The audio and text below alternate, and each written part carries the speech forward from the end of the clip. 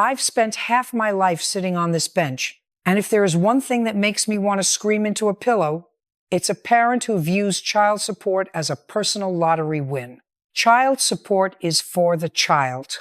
It is not for your nails, it is not for your car payment, and it certainly is not a severance package for a failed relationship. It is money meant to put food in a child's mouth and a roof over their head. When the child moves out, the money should stop. It's not a difficult concept. A second grader with a lemonade stand understands the basic physics of no product, no payment. But for some reason, grown adults walk into my courtroom thinking they've discovered a magical loophole where they get paid for a job they aren't doing. I looked at the file. Stephen Miller was suing his ex-wife, Linda Vance, for $750. It was the exact amount of 1 month's child support. According to the paperwork, their 15-year-old son, Tyler, had moved out of his mother's house and into his father's house on the 1st of July. Yet, the wage garnishment from Stephen's paycheck had already hit Linda's bank account for that month. Stephen asked for it back. Linda said, "No." "Bird," I called out, my voice sharp enough to cut glass.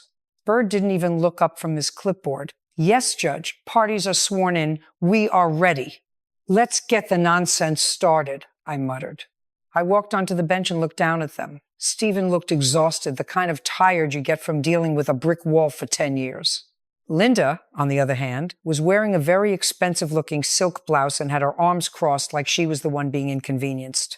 "Mr. Miller, I started leaning forward. You say your son Tyler moved in with you full-time on July 1st of this year. Is that correct?" "Yes, Judge Judy," Stephen said. "We had a mutual agreement. Tyler was struggling at his mom's school district, and we decided together I thought that he would live with me for the upcoming school year. He moved his bed, his clothes, and his computer on July 1st.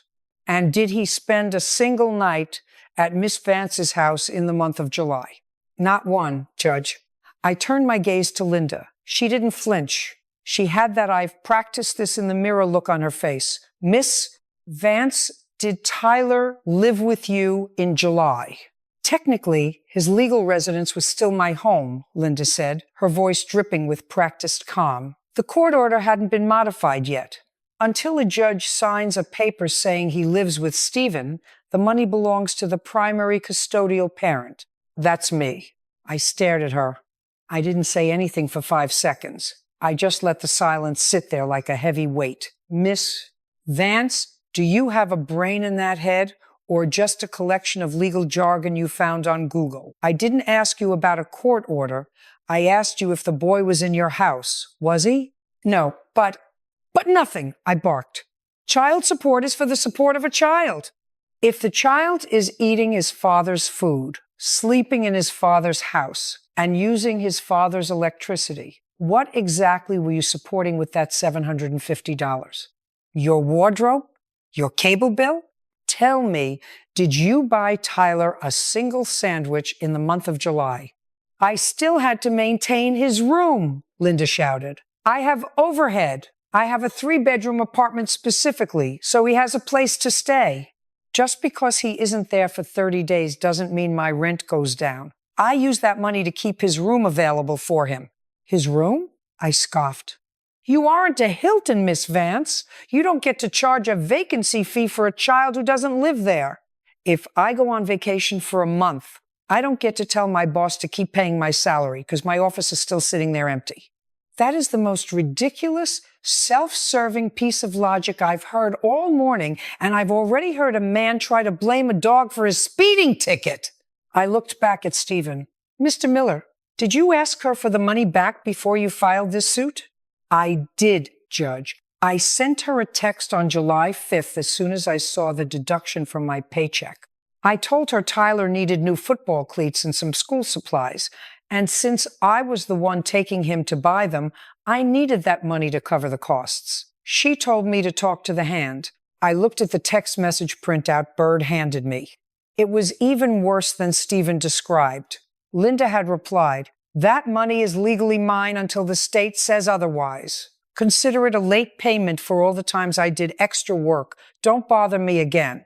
I felt the familiar heat of indignation rising up my neck. Extra work? I looked at Linda. Is that what you think child support is? A bonus for your performance as a mother? It's not a salary, Miss Vance. You don't get overtime pay from your ex-husband. He didn't pay for the braces 3 years ago, Linda yelled, her composure finally breaking. I ended up covering the deductible. He owed me that money anyway. I just balanced the scales. Stop, I screamed, slamming the gavel. The sound echoed through the room, and Linda jumped. This isn't balancing the scales. This is self-help. And in the eyes of the law, self-help is just another word for stealing. If he owed you money for braces 3 years ago, you should have brought him to court 3 years ago. You don't get to hijack child support money in July of this year to pay for a debt from 3 years ago. Do you understand me? You are not a collection agency. But it's my money, she insisted. No, it isn't. I leaned over the bench until I was inches from the microphone. It is Tyler's money, and since Tyler was with his father is the trustee of that money. You are currently holding $750. That doesn't belong to you. You are a thief of your own son's welfare. How does that feel? Linda looked like she wanted to spit. She didn't look ashamed. She looked angry that she'd been caught. I spent it, Judge Judy. It's gone. I can't give back what I don't have. I smiled.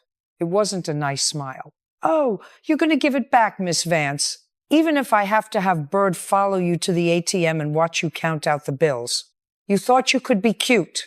You thought you could hide behind a slow-moving family court system to line your pockets. But you forgot one thing. I move very, very fast. I looked at the clock. We were only 10 minutes into the case, and I had already seen everything I needed to see. Linda was a me-first parent, and Stephen was the one left holding the bag. Mr. Miller, I said, my voice dropping to a calmer but no less firm tone. Did Tyler move in with you because of a problem at Miss Vance's house, or was it purely for school? It was a bit of both, Judge, Stephen said. Linda started working nights, and Tyler was being left alone a lot. He was getting into trouble. His grades were dropping. He just needed more supervision. And Miss Vance, I said, while you were working nights and your son was living with his father, you still felt entitled to that check? Did you even offer to buy him a pair of socks in July? I'm struggling too, Linda cried. I don't care if you're struggling, I yelled. Everyone is struggling, but you don't struggle on the back of your child support. That money follows the child. It's like a shadow. If the child moves, the shadow moves. And right now, you're trying to catch a shadow that's been in Stephen's house for 30 days. I don't care if you're struggling, I repeated, the words bouncing off the walls. Being short on cash doesn't give you a license to embezzle from your own kid. And that's exactly what this is, embezzlement. You took money earmarked for a specific purpose, Tyler's well-being, and you reallocated it to the Linda Vance Vacation Fund. Bird, give me their financial affidavits. Bird handed me the papers. I adjusted my glasses and started scanning. Let's see here. Miss Vance, you work as a medical biller. You make $45,000 a year. Mr. Miller, you're a mechanic. You make about the same. So don't give me the poor me act, Linda. You have a steady paycheck. You're wearing a blouse that costs more than my first car. You aren't starving. You're just greedy. It was on sale, Linda protested, clutching her purse. I don't care if you found it in a dumpster, I snapped. The point is, you had $750 in your hand that belonged to the man who was actually feeding your son. Stephen, tell me about the expenses you had in July. You said something about football cleats?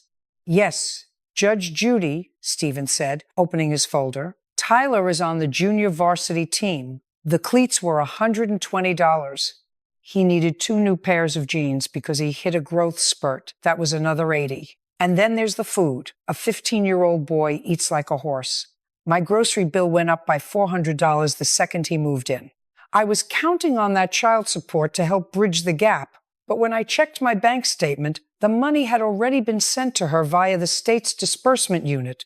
And you notified her immediately? The same day, Judge, I even offered to let her keep $50 of it just for the hassle of writing me a check. She blocked my number. I turned my head slowly toward Linda. I let my glasses slide down my nose so I could look her right in the eye. You blocked him? Your son is living with his father. You have his father's money in your pocket, and your response to a request for a refund is to block his number? That's not just illogical, Miss Vance. That's the behavior of a guilty person who knows they're wrong and doesn't want to hear the truth. I was overwhelmed, Linda cried, pulling out a tissue and dabbing at eyes that didn't look particularly wet to me. The transition was hard on me. Tyler just decided to leave. It broke my heart. I wasn't in a frame of mind to deal with financial disputes. Oh, please, spare me the theatrics. I rolled my eyes so hard I nearly saw the back of my brain. If your heart was so broken, you would have been spending that money on Tyler to show him you cared. You would have been sending him care packages. You would have been saying, Stephen, here is the money. Please make sure Tyler has everything he needs. Instead, you used your broken heart as an excuse to go shopping. You can't be too overwhelmed to write a check, but perfectly calm enough to spend the money at the mall. I didn't go to the mall. Then where did the money go, Linda? I leaned forward. You said it's gone. Where did it go? Did you pay the rent? Did you pay the electric bill? Did you buy a new set of tires? Linda hesitated. I had to pay back my sister. She lent me money for my car repair in June. Aha! I slammed my hand on the bench. So you used Tyler's food money to pay back a debt to your sister. That is the definition of misappropriation. You took money that belonged to a minor child and used it to settle your own private debts. Sir, is this what you've been dealing with for the last 15 years? Pretty much, Judge Stevens sighed. It's always her money, even when it's for him. Well, the buck stops here, I said. Miss Vance, you mentioned braces earlier. You said Stephen owed you money from 3 years ago. Do you have a court order for that? Do you have a receipt? Do you have anything other than your own indignant memory? Linda fumbled with her clipboard. I have the dental estimate from 2021. It shows a $2,000 out-of-pocket expense. The divorce decree says we split medical costs 50-50. He never gave me his $1,000. Mr. Miller, did you pay for the braces? I paid the orthodontist directly for my half, Judge Stevens said. I have the canceled checks right here. Linda wanted me to pay her directly, but I didn't trust her to actually hand it to the doctor. So I went to the office and paid them. She's claiming I never paid because the money didn't go through her hands. I looked at the checks. Bird brought me Stephen Miller, paid to the order of Smile Right Orthodontics, $1,000, dated the 12th of August, 2021. I looked at Linda. Miss Vance, what do you have to say to that? He paid the doctor. He followed the decree. You're sitting here telling me he owes you $1,000 for a bill that was settled 3 years ago? Are you a liar, or are you just incredibly confused? Linda's face turned a splotchy red. Well, I had to pay for the follow-up appointments and the retainers. He didn't pay for those. Did you send him the bills, Linda? I asked. Did you provide him with the receipts and ask for his half, as required by the law? He should have known. He's a mechanic, not a psychic, I yelled. You don't get to keep $750 in 2024 because of a retainer fee you never billed him for in 2022. That's not how it works. You're grasping at straws, and the straws are breaking. I took a deep breath. I needed to keep my blood pressure down, but this woman was making it nearly impossible. I looked at the wage garnishment order. Mr. Miller, is the state still taking the money out of your check? They took August 2, Judge Stevens said quietly. I filed the paperwork to stop it, but the hearing isn't until next month. So as of right now, she's sitting on $1,500 of my money while Tyler is sleeping in my spare room. I whipped my head back to Linda. I felt like a hawk spotting a field mouse. You kept August too? You received a second check for a child who hasn't stepped foot in your house for 60 days, and you kept that one as well? I told you, the order hasn't been changed yet, Linda shrieked. Until the state tells me to stop, I'm legally entitled to the support. I'm just following the law.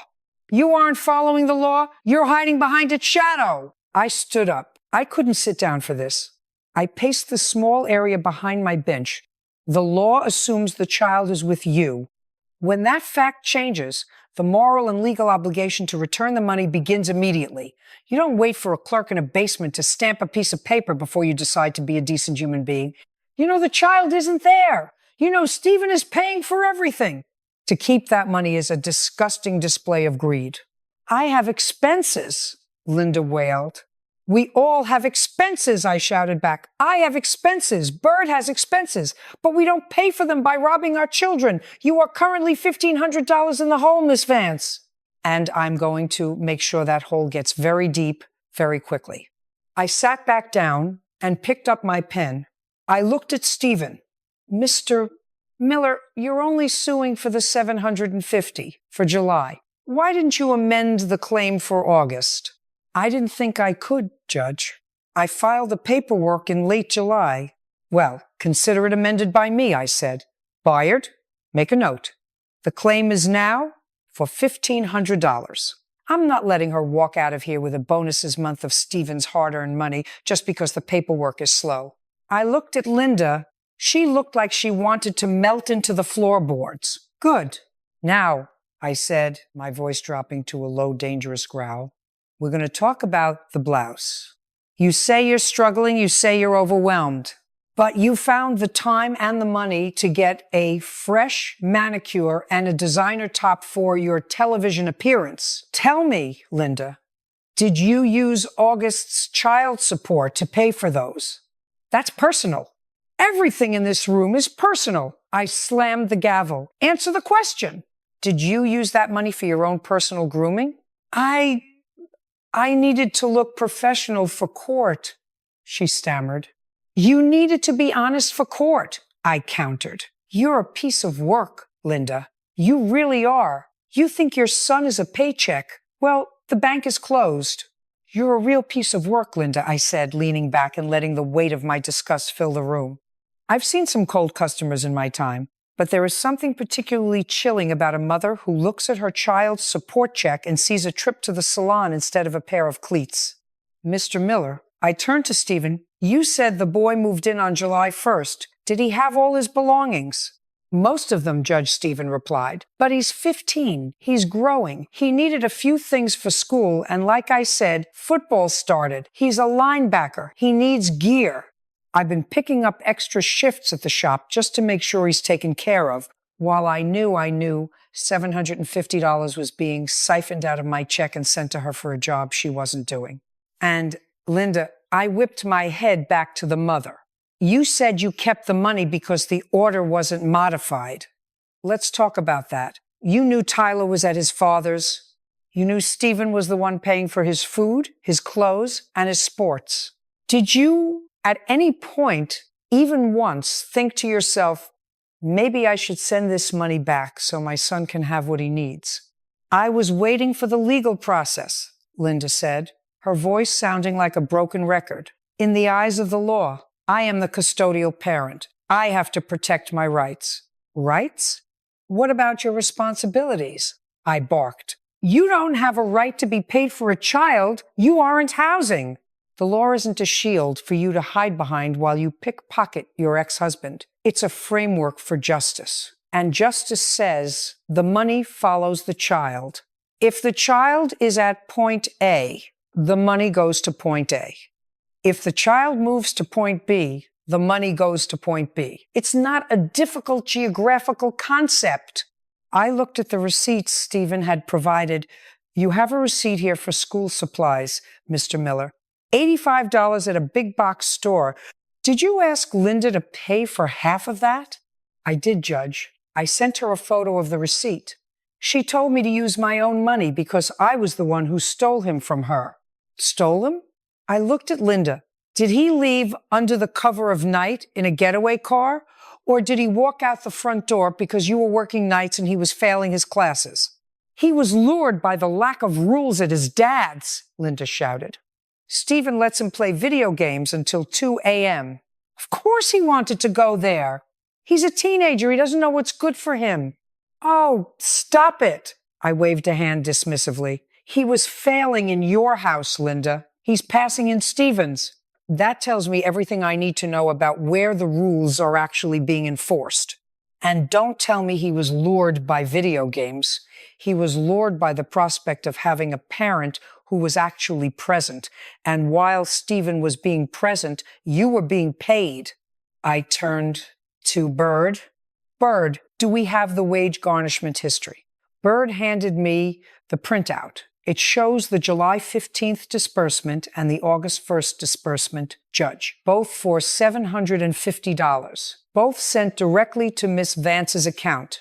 $1,500, I said, tapping the paper with my pen, $1,500 of a mechanic's hard-earned money. Linda, you said you spent it on your sister and your professional appearance. Did you spend any of it, literally $1 on Tyler since July 1st? I bought him a birthday card, Linda said proudly. His birthday was July 22nd. I sent him a card with a $20 bill in it. I stared at her. I actually took off my glasses and rubbed the bridge of my nose. A $20 bill? You received $1,500 of support for him, and your contribution to his life over the last 60 days is a $20 bill in a Hallmark card? You should be embarrassed to even say that out loud. That's not support. That's an insult. I'm doing the best I can. Your best is pathetic, I yelled. And let's talk about this late payment nonsense you mentioned in your text. You told Stephen to consider the July check a late payment for all the times you did extra work. What extra work are you referring to, Linda? Did you build him a skyscraper? Did you perform open heart surgery in the living room? What exactly did you do that wasn't already covered by the hundreds of thousands of dollars in child support you've received over the last decade? I was the one who did the driving, Linda cried. I was the one who went to the parent-teacher conferences when he was failing. You went to the conferences because he was failing in your care, I countered. That's called being a parent. You don't get a bonus for attending a meeting about your son's poor grades. My goodness, the entitlement in this room is thick enough to choke a horse. I looked at Stephen. Mr. Miller, you've been paying this $750 a month faithfully for how long?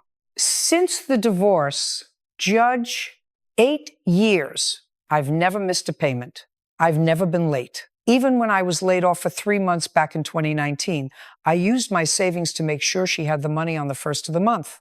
Because you're a responsible adult, I said, nodding. And because you understood that Tyler needed to eat regardless of your employment status. It's a shame your ex-wife doesn't share that same level of maturity. I turned back to Linda. You mentioned the apartment. You said you have overhead. You have a 3-bedroom apartment, so Tyler has a room. Why haven't you moved to a 2-bedroom now that he's gone? I can't just break my lease. You could have if you'd been honest with your landlord, I snapped. But you didn't want to move, did you? You wanted to keep the 3-bedroom, keep the silk blouses, and keep the $750 a month while Stephen did all the heavy lifting. You thought you could just cruise along on Stephen's dime until the legal process finally caught up to you in 6 months. Well, the legal process just hit a brick wall, and that wall is named Judge Judy. I looked at the judgment sheet. I was ready to sign, but I wanted to make sure Linda understood the gravity of what she'd done. Linda, I said, my voice dropping to a low, cold whisper, child support is a sacred obligation.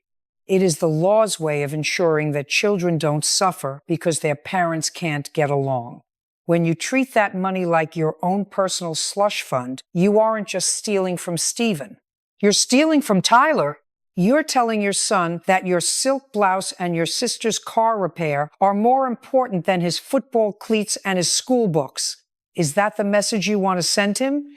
Linda didn't answer. She just looked at her manicured nails. I didn't think so, I said, because you aren't thinking about Tyler at all. You're thinking about Linda. Well, Linda is about to have a very bad day. I picked up my pen. I'm awarding Mr. Miller the full $1,500. That covers July and August. And I am issuing an order today, effective immediately, that all future wage garnishments be suspended and held in escrow by the court until the formal modification hearing next month. You aren't getting another dime, Miss Vance. Not for September, not for October, not ever. As long as that boy is living with his father. You can't do that, Linda shrieked. I have bills due on the 1st. Then you better start working some extra shifts yourself. I slammed the gavel because the Tyler ATM is officially out of service. Judgment for the plaintiff in the amount of $1,500. We are adjourned. I stood up, my robe billowing as I turned to leave the bench. I could hear Linda wailing behind me about her rent, but I didn't care. I'd heard enough. Stephen Miller walked out of that courtroom with his head held high, and for the first time in 2 months, he had the money he needed to be the father his son deserved. I walked into my chambers and sat down, the adrenaline still humming in my veins. It's the cases like this that remind me why I've been doing this for 25 years. It's not about the money, it's about the children. And today, one 15-year-old boy got exactly what he needed. I took a sip of my water and looked at the next file. Broken engagement. Who keeps the ring? I sighed. Bird. Next.